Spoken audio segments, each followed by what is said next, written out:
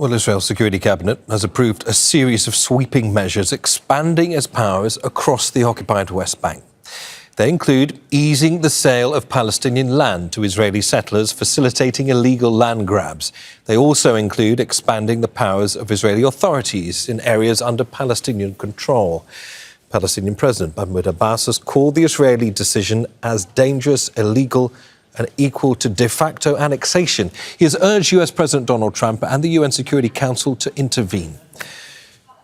Jad Isaac is director of the Arij Institute, an organisation dealing with sustainable development. He joins us from Bethlehem. A very, very warm welcome to Al Jazeera. So Israel, as I mentioned there, has just authorised enforcement powers in essentially territory that was legally under Palestinian control for many decades. I mean, this was land established by the 1995 Oslo Accord, areas A and B, as they're called.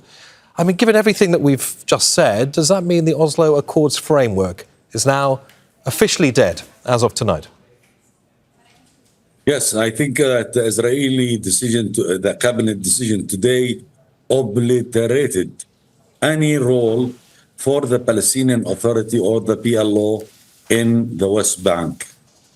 It's not only limited to Area C, but to Area B and A. They are now going ahead with increasing the number of settlers in the Jordan Valley, from 40,000 settlers to 100,000.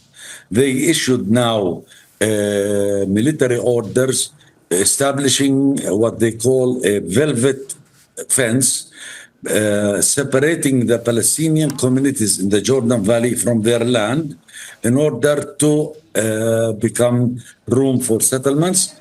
At the same time, they are building a big fence between the West Bank and Jordan, and they are now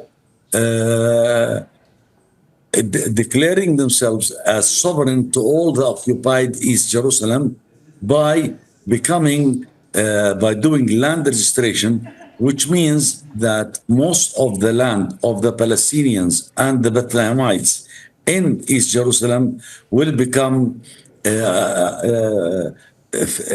like a prey to the Israeli practices, because there was no land registration since 1967, and it's now Israel is appointing itself as the sovereign in that area.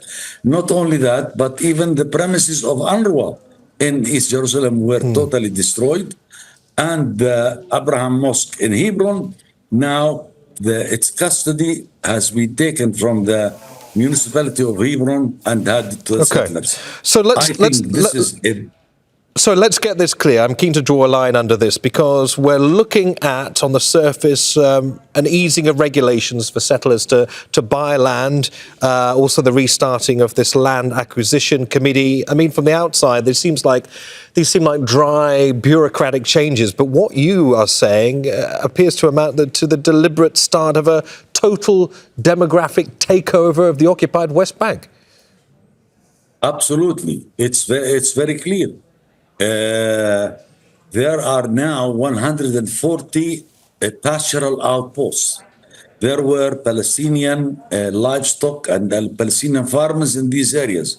Settlers are bringing their cattle and sheep, and sometimes they are stealing Palestinian sheep and goats and putting them under a fenced area and declaring this to be the property of the settlers.